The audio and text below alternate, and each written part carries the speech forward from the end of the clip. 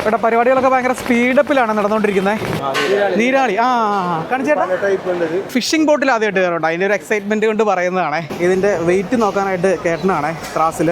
എത്ര പേര് കൂടി അത് എടുക്കണേന്ന് നോക്കി. കുറെ കാലമായിട്ട്, കഴിഞ്ഞ 2 വർഷക്കാലമായിട്ട് ഞങ്ങൾ കയറാത്ത ഗവൺമെന്റ് ഓഫീസുകളില്ല. മന്ത്രിയെ ഞങ്ങൾ, ഫിഷറീസ് വകുപ്പ് മന്ത്രി സജി ചെറിയാനെ ഞങ്ങൾ 3 പ്രാവശ്യം കണ്ടിട്ടുണ്ട്. അതുപോലെ ഞങ്ങൾ മുഖ്യമന്ത്രിക്ക് കത്ത് കൊടുത്തിട്ടുണ്ട്. എല്ലാ ജില്ലകളിലെയും DD ഓഫീസർമാർക്ക് കത്തുകൾ കൊടുത്തിട്ടുണ്ട്. ഇതുവരെയും ഞങ്ങൾക്ക് അനുകൂലമായിട്ടുള്ള, ഞങ്ങളെ ചർച്ചയ്ക്ക് വിളിക്കാമെന്നാണ് പലപ്പോഴും മന്ത്രിയും നമ്മുടെ ഉദ്യോഗസ്ഥരും പറയുന്നത്. പക്ഷേ നാളെ ഇതുവരെയായിട്ട് ഒരു ചർച്ചയ്ക്കും ഞങ്ങളെ വിളിച്ചിട്ടില്ല. അപ്പോൾ സമയം വന്നിട്ട് വെളുപ്പാങ്കാലത്ത് 4 മണി. ഞാനിപ്പം എറണാകുളം പാലാരിവട്ടത്താണ് ഉള്ളത്. ഞാനെൻ്റെ എൻ്റെ കൂട്ടുകാരൻ ഷിനിലിത് നമ്മുടെ കടമക്കുടി വീഡിയോയിലുണ്ടായിരുന്ന ഷിനിലാണ്. ഞങ്ങൾ വെളുപ്പിനപ്പം കടമക്കുടിയിലേക്കല്ല ഈ പ്രാവശ്യം പോകാൻ പോണേ. നമ്മൾ മുനമ്പത്ത് നല്ല അത് തന്നെ പിടക്കട മെയിൻ കിട്ടും തോന്നുന്നു. മീൻ മേടിക്കാൻ പോകട്ടെ. നമ്മൾ മുനമ്പത്തേക്ക് പോവാണേ. ഞാൻ 2 മണിക്ക് ഇറങ്ങിയതാ. മഴ നല്ല കിട്ടില്ല, മഴ സൈഡാക്കി. ഞാൻ പിന്നെ നിർത്തിക്കഴിഞ്ഞാൽ പിന്നെ സമയം ലേറ്റ് ആകുമല്ലോ, നമുക്കവിടെ വെളുപ്പിലെത്തേണ്ടതല്ലോ. ഞാൻ പിന്നെ കോട്ട് എടുത്തിട്ട് ഒറ്റ പോക്ക് പോകുന്നു. അതെ, കട്ടറടിച്ചാലോ? ക്ഷീണമുണ്ടോ? ഓക്കെ. അപ്പോൾ നമ്മൾ നേരെ പാലാരിവട്ടത്തു നിന്ന് എടപ്പള്ളിയിൽ എത്തി കേട്ടോ. മൊത്തം പാലാരിവട്ടത്തു നിന്നൊരു 1 മണിക്കൂർ ചെല്ലുവാനുണ്ട് കേട്ടോ. മൊത്തം അവിടെ മുനമ്പം വരെയുള്ള ദൂരം എന്ന് പറയുന്നത്. എടപ്പള്ളി മെട്രോ സ്റ്റേഷൻ മേളിൽ കാണണം. എന്ത് ലോറിയോ നടക്കണമൊക്കെ ബാംഗ്ലൂർ കൂടെ പോണ വണ്ടികളാണ്.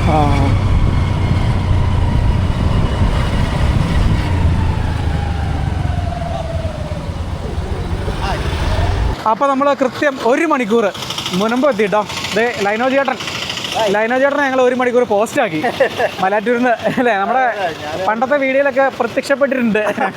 വഴിയെ പരിചയപ്പെടുത്താം കേട്ടോ. അപ്പോൾ നമ്മൾ ഹാർബറിൻ്റെ അങ്ങോട്ട് കയറാൻ പോവാണ്. ഇവിടെ ആദ്യമേ തന്നെ നമുക്കിവിടെ ഈ ഐസ് പ്ലാന്റ് അല്ലേ, ഐസ് ക്രഷ് ചെയ്യണത്, ഈ മീനിൻ്റെ കൂടെ കയറ്റി വിടാനായിട്ട് ലോറിയിൽ. അവിടെ ഐസൊക്കെ അതിൻ്റെ പരിപാടിയൊക്കെയാണ് അവിടെ നടന്നുകൊണ്ടിരിക്കണേ. ഷില്ലുകാരെ പോയി. അടിപൊളി. ഷില്ലകത്ത് കയറിയെന്നാണ്. ഷില്ല് മത്സ്യകന്യനെ കാണിച്ചു തരാന്ന് പറഞ്ഞാട്ടോ വന്നേക്കണേ. മത്സ്യകന്യ കണ്ടെന്ന് പറഞ്ഞേ. അപ്പോൾ നമ്മൾ അകത്ത് കയറാൻ വേണ്ടി പോവാണ്. ഇവിടെ കുറച്ച് നേരം പോസ്റ്റ് ആയിട്ടോ. അതിൻ്റെ അകത്ത് കയറണമെന്നുണ്ടെങ്കിൽ ഇവിടുന്ന് പാസ്സൊക്കെ എടുക്കണം കേട്ടോ. അപ്പോൾ ഇപ്പോഴാണ് നമുക്ക് അതിൻ്റെ പെർമിഷൻ കാര്യങ്ങളൊക്കെ കിട്ടിയത്. തുടങ്ങിയോ? എന്തായാലും പെർമിഷൻ കിട്ടിയ ഭാഗ്യം കേട്ടോ അല്ലേ. പെർമിഷൻ കിട്ടാൻ വേറെ പാടായിരുന്നു ഇരുന്ന് വീടെടുക്കാൻ. എന്തായാലും നമ്മളത് ഒപ്പിച്ചു. ഞാൻ ലൈഫിൽ ആദ്യമായിട്ടാണ് ഇങ്ങനെ ലൈവായിട്ട് കടലിൽ പോയി ബോട്ടിൽ മീൻ പിടിച്ച് ഹാർബറിലേക്ക് ഇറക്കുന്ന കാഴ്ച കാണാൻ പോകുന്നത് കേട്ടോ. ഇതൊരു രക്ഷയില്ല. അതെ, ഷിനില് പുതിയ സോണിയുടെ ക്യാമറ, അതെ ഇവിടെ ഡ്രോണ്. ഇത് വമ്പൻ കളികളാട്ടോ ഇവിടെ അല്ലേ. ഡ്രോൺ പറത്തുന്നുണ്ടോ ഇവിടെ? ഒന്ന് പറത്തി നോക്കിയാലോ. സംഭവം തിരിച്ച് അതിലേക്ക് വന്നോളേ. അത്രേ ഉള്ളൂ. കയറൂല്ലേ? ബാ പെട്ടെന്ന് കയറാം. സമയം 6 മണിയായിട്ടോ. അപ്പോൾ അതൊക്കെ നേരമൊക്കെ വെളുത്ത് വരുന്നുണ്ട്. ഐസ് ഉണ്ടോ പൊടിച്ചേക്കണം. ഇത് മീനിൽ അതിൻ്റെ മേലിലിടാനാട്ടോ. അതുപോലെ ഈ വണ്ടിയിലൊക്കെ കൊണ്ടുപോകുന്ന നേരത്ത് അതിൽ കയറ്റാൻ വേണ്ടിയിട്ടാണ്. അപ്പോൾ ഇത് കൃഷി ചെയ്യാനായിട്ടുള്ള ചെറിയൊരു യൂണിറ്റ് അവിടെ നമ്മൾ വന്നപ്പോൾ കണ്ടില്ലായിരുന്നോ? അവിടുന്ന് പൊടിക്കുന്നതാട്ടോ സംഭവം. വലിയ ഐസ് ബ്ലോക്ക് എടുത്തിട്ട് ആ മെഷീനിൽ പൊടിച്ചിട്ടാണിത് ഈ ഒരു പരുവത്തിലാക്കുന്നത്. ഇവിടെ ഇഷ്ടം പോലെ മീൻ നമുക്ക് കയറിയപ്പോൾ തന്നെ കാണാം കേട്ടോ. ബോട്ടിൽ കൊണ്ട് ഇറക്കിയിട്ടുള്ളതാണേ. അത് എല്ലാം തന്നെ ഇനം തിരിച്ചാണ് ഇവിടെ വെച്ചേക്കുന്നത് കേട്ടോ. കിളിമീൻ, ഈ ഏരിയ കംപ്ലീറ്റ് കിളിയാട്ടോ. എൻ്റെ പൊന്നെ, മീനിൻ്റെ ഒരു ലോകം തന്നെ കേട്ടോ. ഇതൊക്കെ അതിൻ്റെ ഇടയ്ക്കോടെ പരുന്ത് കണ്ടോ, മീൻ റാഞ്ചാനായിട്ട് ഒറ്റ വരവിനൊരു മീനും റാഞ്ചിക്കൊണ്ടാണ് പോകുന്നത്. ഇത് കിളിമീനാണേ, മൊത്തം കിളിമീനാട്ടോ. കിളിമീൻ, അയല. ഇതെന്താണ് സംഭവം മനസ്സിലാവുന്നില്ല ഈ മീൻ എന്താന്ന്. അപ്പോൾ ഈ നിരയിൽ മൊത്തം കടലിൽ നിന്ന് മീൻ പിടിച്ചുകൊണ്ട് വന്ന ബോട്ടുകളാട്ടോ. ഇവിടെ പരിപാടികളൊക്കെ ഭയങ്കര സ്പീഡപ്പിലാണ് നടന്നുകൊണ്ടിരിക്കുന്നത്. ഇതുണ്ടോ, ബോട്ടുകളെല്ലാം വന്ന് നിർത്തിയിട്ടേക്കണം കേട്ടോ. അത് ഈ ഹാർബറിൻ്റെ ഒരറ്റം മുതൽ അങ്ങേയറ്റം വരെ കാണാം കേട്ടോ. 2-3 നിരകളിലായിട്ടാണ് ഈ ഒരു സൈഡ് കണ്ടില്ല, അതിൻ്റെ അപ്പുറം 2 നിരയും കൂടെ കേട്ടോ. നിരവധി ബോട്ടുകളാണ് വന്നേക്കുന്നത്. അതെല്ലാം കൂറ്റൻ ബോട്ടുകളാട്ടോ. ഇതൊക്കെ ഒത്തിരി ഉൾക്കടലിൽ നിന്ന് കൊണ്ടുവരുന്നതാണ്. എല്ലാം തന്നെ ഇപ്പോൾ തന്നെ മീനുകളല്ലേ അതിരാവിലെ തന്നെ ഈ ഹാർബറിലേക്ക് ഇറക്കിയിട്ടുണ്ട് കേട്ടോ. അതുപോലെ തന്നെ ഇപ്പോൾ ഇറക്കുന്ന കാഴ്ചകളൊക്കെയാണ് കണ്ടുകൊണ്ടിരിക്കുന്നത്. നിരവധി പേരാണ് ഇവിടെ ഈ ജോലി ചെയ്യുന്നത് കേട്ടോ. കണ്ടോ മീൻ ഇറക്കിക്കൊണ്ട് വരുന്നുണ്ടോ ബോട്ടിൽ നിന്ന്. കണവയാട്ടോ ഇറക്കുന്നത്. ഇതൊക്കെ എന്ത് പരുന്താന്നൊക്കെ പറന്ന് കിടക്കണേ.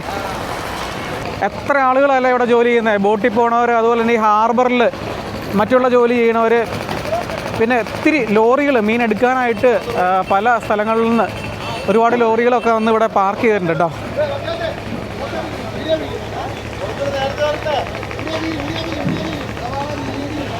അടിപൊളി. ഈ ബോട്ടൊക്കെ മിക്കവാറും ഒത്തിരി ദിവസങ്ങളൊക്കെ മുന്നേ ഈ കടലിൽ പോയതായിരിക്കും കേട്ടോ. അപ്പോൾ എനിക്ക് തോന്നുന്നു ഇപ്പോൾ റീസെൻ്റ്ലി ആയിരുന്നല്ലോ നമ്മുടെ ഈ ട്രോളിങ് നിരോധനം ഏർപ്പെടുത്തിയിട്ടുണ്ടായിരുന്നല്ലോ. അപ്പോൾ അതിനുശേഷമാണ് ഈ വലിയ ബോട്ടുകളൊക്കെ കടലിൽ പോയി തുടങ്ങിയിട്ട് ഇപ്പോൾ ഒത്തിരി ഒരു ആഴ്ച കഴിഞ്ഞിട്ടേ ഉള്ളൂ. ട്രോളിങ് സമയത്ത് ചെറുവള്ളങ്ങളൊക്കെ അല്ലേ കടലിലേക്ക് പോകാൻ അനുവദിക്കുകയുള്ളൂ. അതുകൊണ്ട് തന്നെ മീനിൻ്റെ ഒരു ചാകര തന്നെ നമുക്കിവിടെ കാണാം. ഇതുണ്ട്, അതൊക്കെ ഓരോ ഇനം തിരിച്ചാട്ടോ ഈ ബോക്സിലേക്ക് കയറ്റുന്നത്. അപ്പം മീനുകളൊക്കെ ഏകദേശം ബോട്ടുകളിൽ നിന്നെല്ലാം ഇറക്കി ഹാർബറിലേക്ക് ആക്കിയിട്ടുണ്ട്. ഓരോ ഇനം തിരിച്ച് ബോക്സുകളിലാക്കി കേട്ടോ. എല്ലാത്തിൻ്റെ ഇനം തിരിച്ച് അങ്ങനെ ആക്കിക്കൊണ്ടിരിക്കുകയാണ് ഇവിടെ. ഇതൊക്കെ വലിയൊരു മീൻ കണ്ടിട്ട് ഓലക്കൊടിയാന്ന് തോന്നുന്നു. എന്ത് മീനായിട്ടാ ഇത്? ഈ മീൻ എന്നത് ഓലക്കൊടി അല്ലേ? ആ അത് തന്നെ, ഓലക്കൊടിയാണേ. എത്ര കിലോ ഉണ്ടാവും? എത്ര കിലോ? 200 കിലോ അടുത്തുള്ള മീനാട്ടോ. 200 കിലോ ഉണ്ട് തൂക്കം. ഇത് കണവയുടെ ഫുൾ സൈസാണേ. ഇത് ഈ മഷി പൊട്ടിപ്പോകുന്നതല്ലേ ഇതിൽ നിന്ന് പ്രതിരോധിക്കാൻ വേണ്ടി ഇത് മഷി. അതെയോ? മറ്റുള്ള മീൻ അറ്റാക്ക് ചെയ്യുമ്പോൾ ഇത് മഷി വെച്ചാണ് പ്രതിരോധിച്ച് ശത്രുക്കളെ ഒഴിവാക്കണം. ഇതിൻ്റെ ഒരു മഷി ഉണ്ടോ അത് പ്രതിരോധിക്കാൻ വേണ്ടിയിട്ടോ, വേറെ മീനുകളിൽ നിന്ന് രക്ഷപ്പെടാനായിട്ടല്ലേ? ആ മഷി അവിടെ ഇരിക്കുന്നതിൻ്റെ അകത്താ? അതിൻ്റെ അകത്തൊന്ന് ചീറ്റിനാണ്. ഇത് എത്ര കിലോ ഉണ്ടാവും? ഇത് ഏകദേശം ഒരു 1 കിലോ 1.5 കിലോ ഉണ്ടാവും. അതിൻ്റെ തല കാണിച്ചതല്ലേ? അതിൻ്റെ കണ്ണ് കണ്ടോ? കണവ. ഇത് മൊത്തം കണവയാട്ടോ. അതുപോലെ തന്നെ അത് കണവയാണ് കേട്ടോ. ആ വെള്ള കിനാവള്ളി. അതന്നെ കിനാവള്ളി എന്ന് പറഞ്ഞ മീൻ. ഇതുണ്ടോ കണവയുടെ ആ ഒരു ഇതുണ്ടോ മഷി പൊട്ടിയിട്ട് വെള്ളത്തിൽ കലർന്ന് കിടക്കണം കേട്ടോ. ഞാൻ വേറെ മീൻ കാണിച്ചു തരാം കേട്ടോ. ഞാനത് കണവയാണെന്നാണ് ആദ്യം വിചാരിച്ചത്.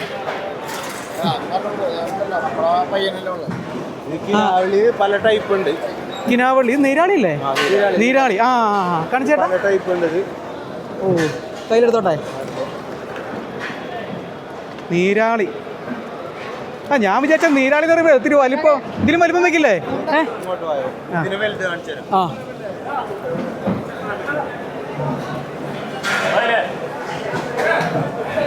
എൻ്റെ അമ്മോ.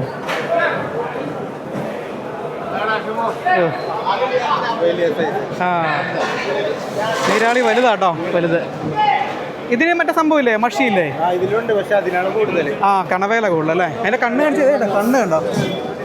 അപ്പോൾ ഹാർബറിൻ്റെ ഈ ഒരു സെക്ഷൻ കംപ്ലീറ്റ് കണവയും നീരാളിയാട്ടോ. കംപ്ലീറ്റ് അതെ. ഇതിൻ്റെ ഇടയ്ക്ക് വേറെ മീനുകളൊന്നും തന്നെ ഇല്ല. ബാക്കി മീനുകളെല്ലാം വരുന്നത് എല്ലാം അപ്പുറത്തെ സെക്ഷനിലാണ്.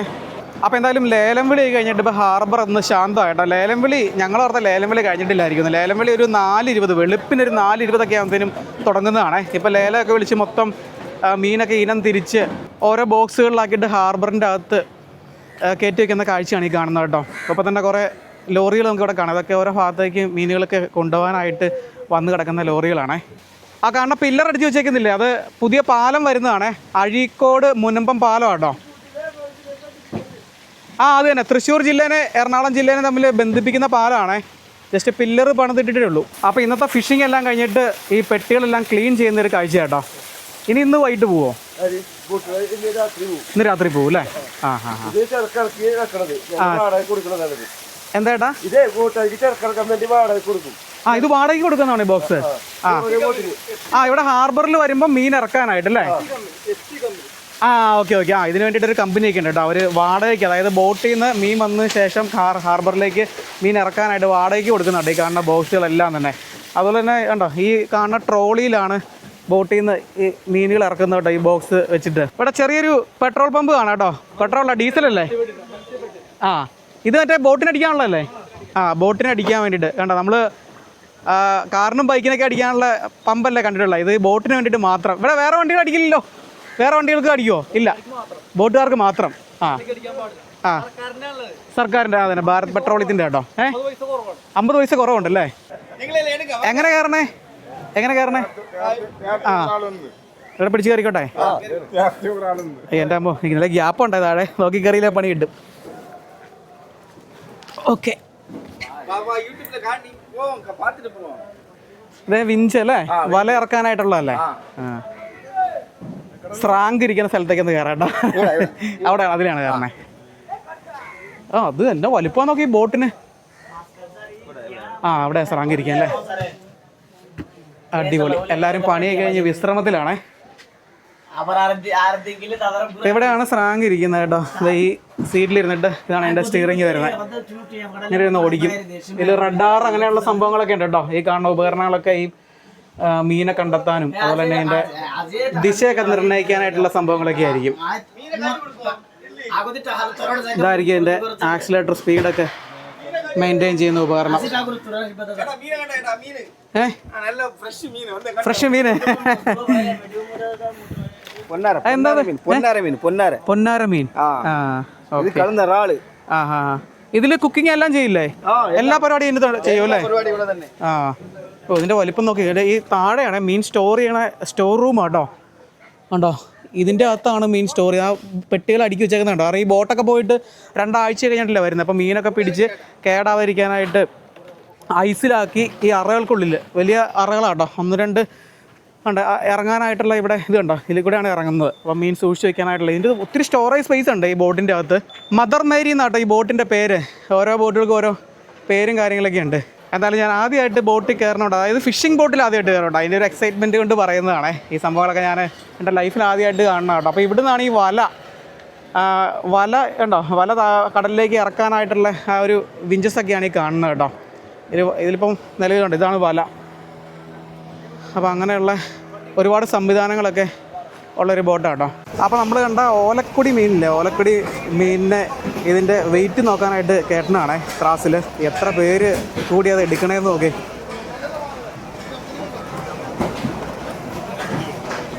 എൻ്റെ അമ്മ 145 കിലോ ഉണ്ടേ. 145 കിലോ ഉള്ള മീനാട്ടോ അത്, ഓലക്കുടി. എറണാകുളം ജില്ലയായിട്ട് ബന്ധപ്പെടുന്ന ഹാർബർ, അതായത് മനമ്പ ഹാർബർ. ഇത് എറണാകുളത്തിന്റെ എൻഡ് വടക്കേത്തല. അപ്പുറം കാണുന്നതാണ് തൃശ്ശൂർ ജില്ല. ഞങ്ങൾ ഇവിടെ മത്സ്യബന്ധനം നടത്തുന്നത് ഇവിടെയാണ്. കാര്യം മനമ്പ ഹാർബറിലാണ് ഞങ്ങൾ മീൻ പിടിക്കാൻ ചെയ്യുന്നത്. അവിടെ നിന്നാണ് പണിക്ക് പോവുകയും വരികയും ചെയ്യുന്നത്. ഞങ്ങൾ ഇവിടെ പോകുന്ന മത്സ്യത്തൊഴിലാളികളുടെ പ്രശ്നം എന്ന് പറയുമ്പോൾ ഡബിൾ നെറ്റ് അടിക്കുന്ന രാത്രി. ഞങ്ങളുടെയൊക്കെ തൊഴിലെന്ന് പറയുമ്പോൾ രാത്രിയിലാണ് ഞങ്ങളുടെ തൊഴിൽ നടക്കുന്നത്. പക്ഷെ അത് ഈ മുനമ്പത്ത് കയറുന്ന ബോട്ടും കൊച്ചിയിലും ബേപ്പൂർ കയറുന്ന ബോട്ട് ഈ ഡബിൾ നെറ്റ് വലിക്കുന്നതിന്റെ പേര് ഞങ്ങൾക്ക് പകൽ തൊഴിലില്ല, രാത്രിയിലാണ് ഞങ്ങളുടെ തൊഴിൽ. പക്ഷെ അത് നമ്മുടെ ആൾക്കാർ എന്നെ നോക്കി പോകാത്തതിന്റെ പേര് ഞങ്ങൾക്ക് ഇത് കണ്ടത് ഒരുപാട് 2 ലക്ഷം രൂപ വല നഷ്ടം തന്നെ ആയി കിടക്കുക. ഞങ്ങളുടെ തൊഴിലുമില്ല. ഞങ്ങൾക്ക് മാത്രമല്ല, ഇതുപോലെ ഞങ്ങളെ പോലുള്ള ഒരുപാട് ഫിഷിംഗ് രാത്രി നടക്കുന്ന ബോട്ടിൽ ഒരുപാട് നഷ്ടങ്ങൾ സംഭവിച്ചിരിക്കുന്നത്. അതിന്റെ തെളിവാണ് തെളിവായിട്ടൊന്നല്ല, തെളിവ് കാണിച്ചത്. ഇതൊക്കെ പണി തീർത്ത് എടുക്കാനൊന്നും ഉള്ള രീതിയിലല്ല ബോട്ട് വലിച്ച് ഡബിൾ നെറ്റ് വലിക്കുക. കാര്യം എന്താ പറയുമ്പോ അവര് വെട്ടോ ഒന്നും നോക്കാതെ വലയുടെ പുറത്തൂടെ കയറിപ്പോയി. ഇത് ആഴ്ചയൊന്നുമല്ല, ഇതെല്ലാം അറുത്ത് കളയാൻ പറ്റത്തുള്ളൂ. കാര്യം അത്ര രീതിയിൽ നാശമായിട്ട് കിടക്കുന്ന വലയായത്. ആ മുതലാളിമാർക്കൊക്കെ വമ്പൻ നഷ്ടം. കാര്യം ലക്ഷക്കണക്കിന് രൂപയുടെ നഷ്ടങ്ങളാണ് ഈ സംഭവിച്ച് കിടക്കുന്നത്. കാര്യം ഇതിന് ഒരു പ്രതിവിധി കാര്യം കാണുന്നില്ല. കാര്യം മത്സ്യത്തൊഴിലാളി മീൻ പിടിച്ചോണ്ട് വരുന്നത് എന്ന് പറഞ്ഞിട്ട് കഥയില്ലല്ലോ. കടലിൽ കിടക്കുന്നവരല്ലേ അതിനെ അനുഭവിക്കുന്നത്. രാത്രിയിൽ ചെയ്യുന്ന ഞങ്ങളെന്ന് പറയുമ്പോൾ വൈകുന്നേരം നീട്ടി 5 മണിക്ക് 4 മണിക്ക് നീട്ടി തുടങ്ങി 5 മണി 7 മണിയാകുമ്പോൾ വല നീട്ടി തീരും. പിന്നെ അവര് പകല് വലിക്കുകയും ചെയ്യുന്ന ബോട്ടുകാർ നോക്കി പോവുകയും ചെയ്യുന്നില്ല. അങ്ങനെ ഒരുപാട് അവസ്ഥ. ഇത് കണ്ടത് മൊത്തം പുതിയ വലയായി മൊത്തം കിടക്കുന്നത്. 2 ലക്ഷം രൂപയുടെ മേളിൽ ഈ സാധനത്തിന്റെ പ്രസ്ഥാനം. ഇന്നത്തെ ഈ ഒരു ബോട്ടെടുപ്പിന്റെ പേരിൽ ഈ മുനമ്പത്ത് കിടന്ന മൊത്തം ഓൾറെഡി കടലിൽ ചെയ്യുന്ന അനധികൃതമായിട്ട് ചെയ്യുന്ന ഈ ഡബിൾ നെറ്റ് വലിയാണ് ഈ മൊത്തത്തെ പ്രശ്നം. പക്ഷെ അവർ നോക്കിപ്പോ മീൻ പിടിക്കാം. പക്ഷെ അതിന് സർക്കാരോ അല്ല ഉന്നതാധികാരി ഉദ്യോഗസ്ഥന്മാരോ ആരും ഇതിനു വേണ്ടി ശ്രമിക്കുന്നില്ല. നമ്മളെപ്പോലുള്ള ആൾക്കാർ ദൂരെ നീട്ടി വയ്ക്കുന്ന വലക്കാർ പെട്ടെന്ന് വലിച്ചു കയറ്റാൻ പറ്റുന്ന വലയല്ല ഇത്.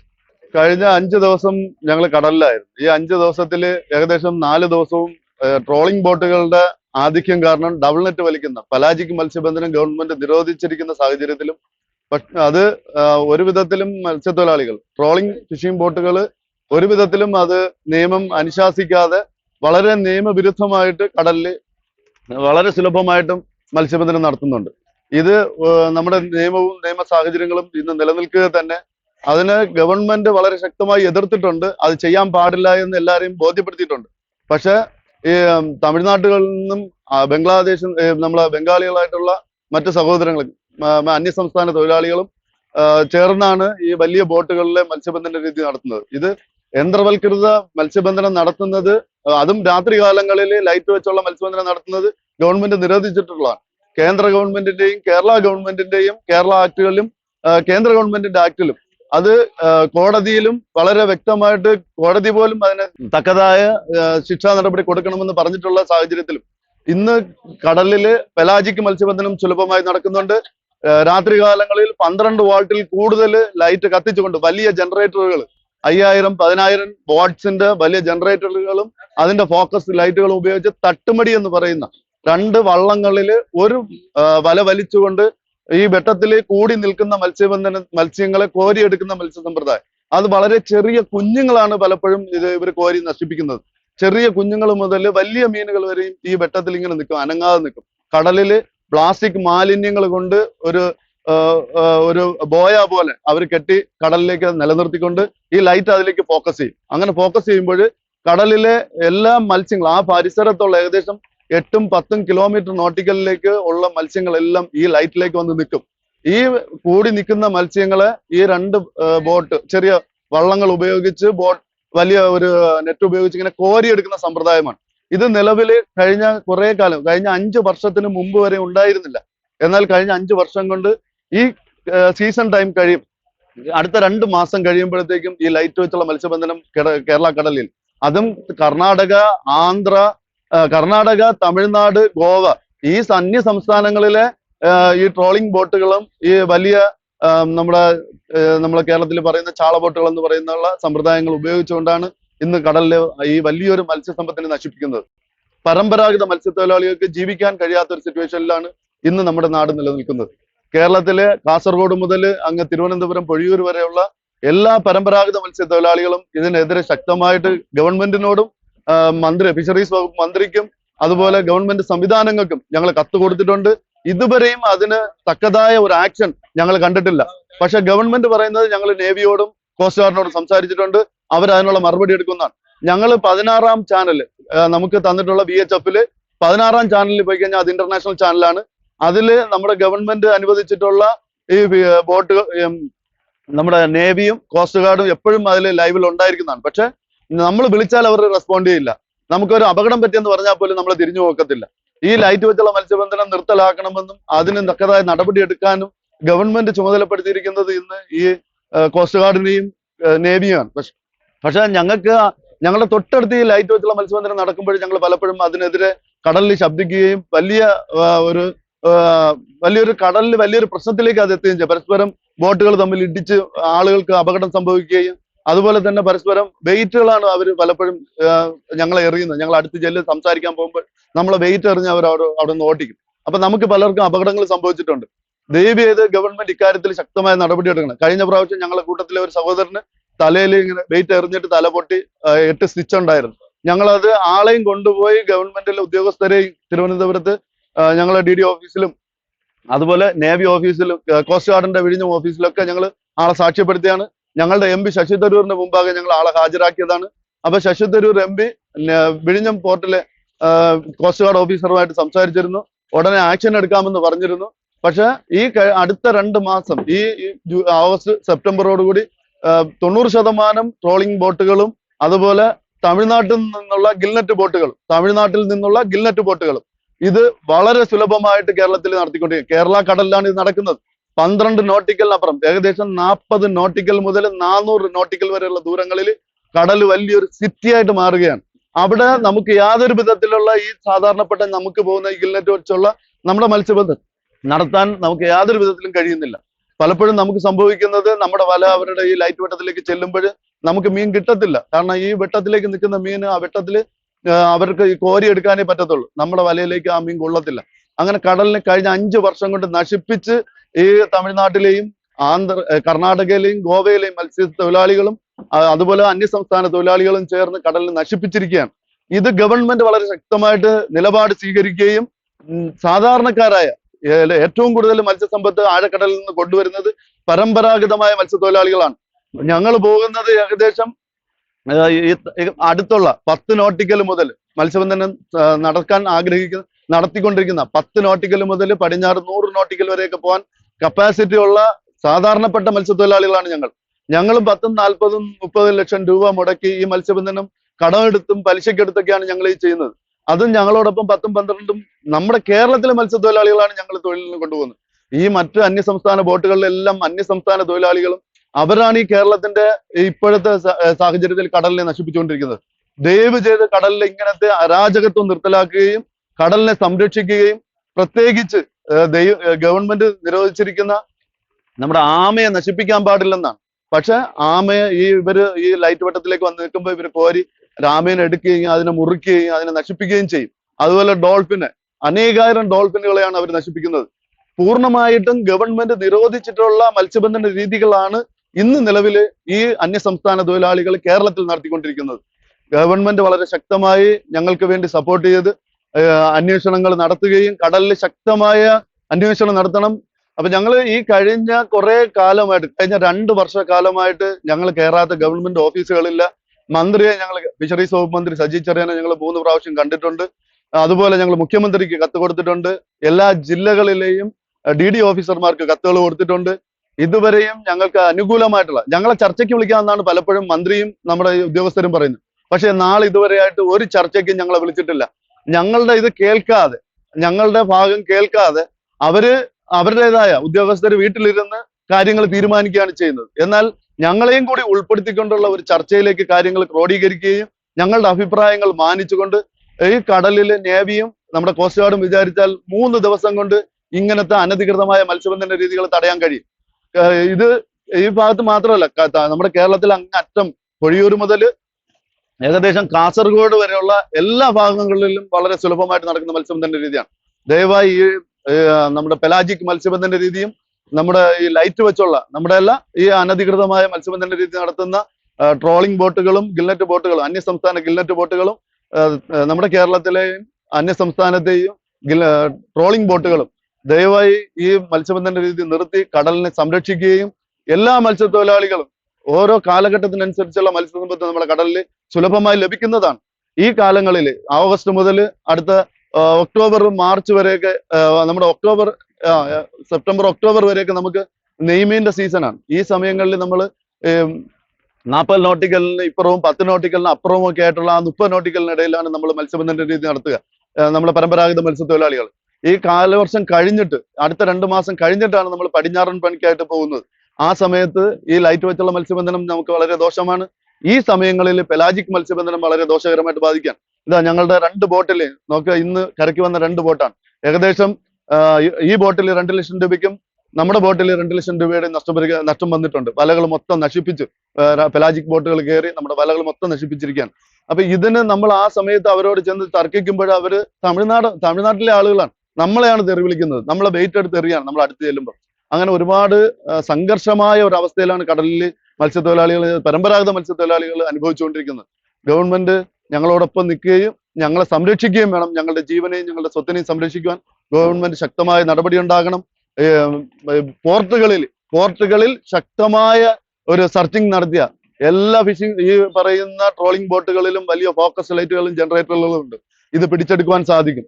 ദയവായി ഗവൺമെന്റ് അക്കാര്യത്തിൽ ശ്രദ്ധ ചെലുത്തണമെന്നും ഞങ്ങളോടൊപ്പം സഹകരിക്കണമെന്നും കടലിലെ ഈ ഗവൺമെന്റ് അനുവദിച്ചിട്ടുള്ള എല്ലാം നിയമപരമായിട്ടാണ് പരമ്പരാഗത മത്സ്യത്തൊഴിലാളികളിൽ കടലിൽ മത്സ്യബന്ധനം നടത്തിക്കൊണ്ടിരിക്കുന്നത്.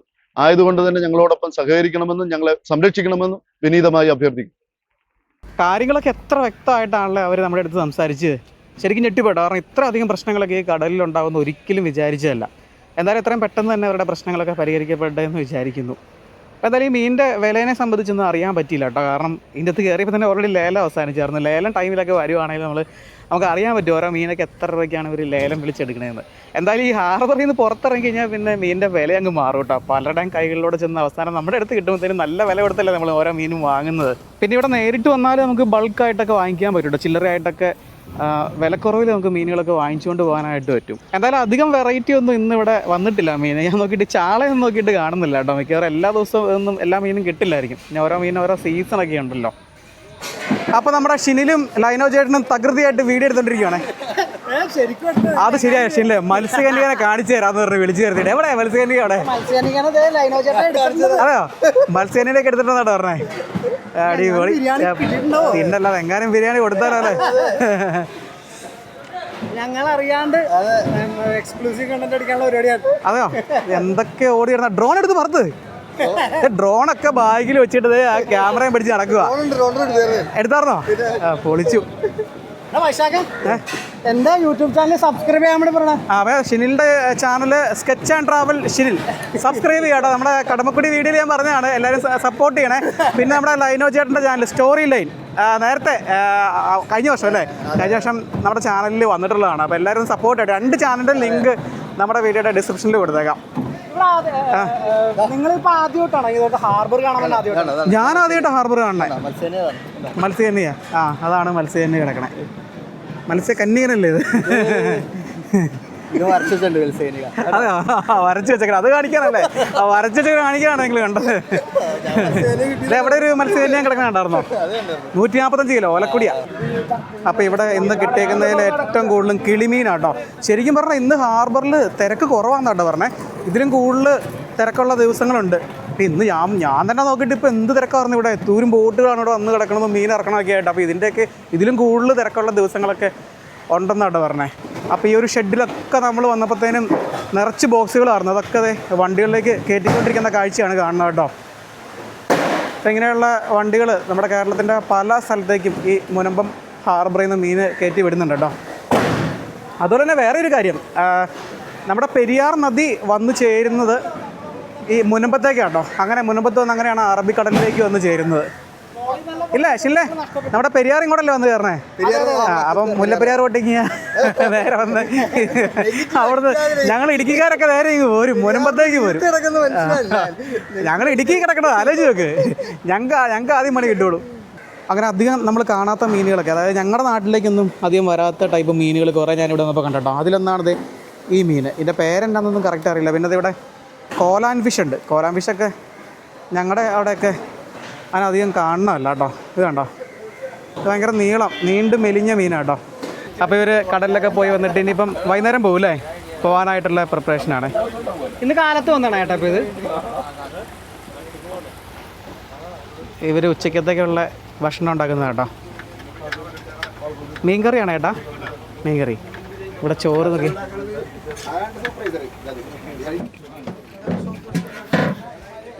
ഇത് കറി വെക്കാനായിട്ട് കട്ട് ചെയ്ത് വെച്ചേക്കണല്ലേ എന്ത് മീനായിട്ടാ അത് കുടുത കുക്ക് ഷെഫാണോ അതെയോ അതെയോ ഓക്കെ അപ്പോൾ ഉച്ച വരെ ഇരുന്ന മീൻകറി കൂട്ടി ചോറുണ്ടല്ലേ അതെയോ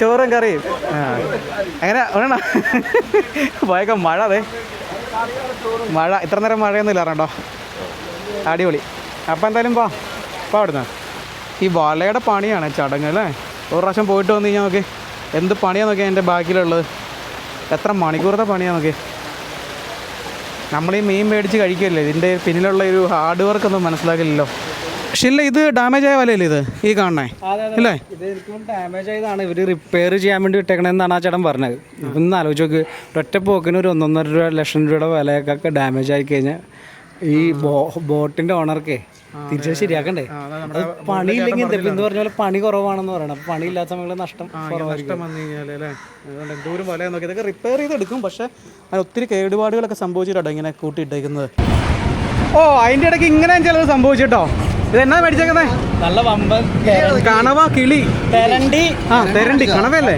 കണവ ചേട്ടൻ അവിടെ കിടന്ന ചേർന്നെടുത്തത് എത്ര രൂപ ഇത് മൊത്തം 600 രൂപ വെറും 600 രൂപയ്ക്ക് ഇത്രയും മീൻ കിട്ടോ എന്റെ പൊന്നെ ലൈന ചേട്ടാ കേൾക്കുന്നുണ്ടോ ലോക ചെളിയുടെ കേട്ടോ ഒരു മാറ്റമില്ല ഞങ്ങൾ ഡിഗ്രിക്ക് ഒരുമിച്ച് പഠിച്ചതാണേ അന്ന് എങ്ങനെയാണോ ഇന്ന് ഒരു മാറ്റമില്ല സ്വഭാവത്തിന് പക്ഷേ ഞാൻ സത്യം പറഞ്ഞ ഇവിടെ വെച്ചാൽ ഞാൻ ഇങ്ങനെ സ്ലോ മോഷനിൽ ഇങ്ങനെ നടന്നു വരുന്നു. പെണ്ണും കിട്ടത് 3 പിള്ളേരാണ്. KGF കൂളിംഗ് ഗ്ലാസ് ഊരുന്നു. അപ്പൊ ബോട്ട് പണിക്കാർ അപ്പോൾ ഇങ്ങനെ ചിതറി മാറുന്നു. ഭയങ്കര പ്ലാനിങ് ആയിരുന്നേ ഹാർബറിലേക്ക്. ചിതറി മാറാൻ അതെ ഭയങ്കര പ്ലാനിങ്. ക്യാമറ ഇവിടെ വെക്കും, അപ്പൊ നമ്മളോട് ആക്ട് ചെയ്യണമെന്നൊക്കെ പറഞ്ഞ് ഭയങ്കര പ്ലാനിങ്ങിന് വന്നതാണ്. അവിടെ കയറി ഒരു പരിപാടി നടന്നില്ല. അപ്പൊ ഇന്നത്തെ പരിപാടിയൊക്കെ അവസാനിപ്പിച്ചിട്ട് ഞങ്ങൾ 3 പേരും 3 വഴിക്ക് പിരിയും കേട്ടോ. അല്ലേ? അപ്പൊ ഓക്കെ, അടുത്ത വീഡിയോ എല്ലാവരും ഞാൻ മത്സ്യകന്യനെ കാട്ടി കൊടുത്തിട്ടുണ്ട്. ഇത് ഇവിടെ നിന്ന് കഴിഞ്ഞാൽ തീരില്ല കേട്ടോ, പരിപാടി തീരില്ല. അതുകൊണ്ട് വിട്ടുപോവാ.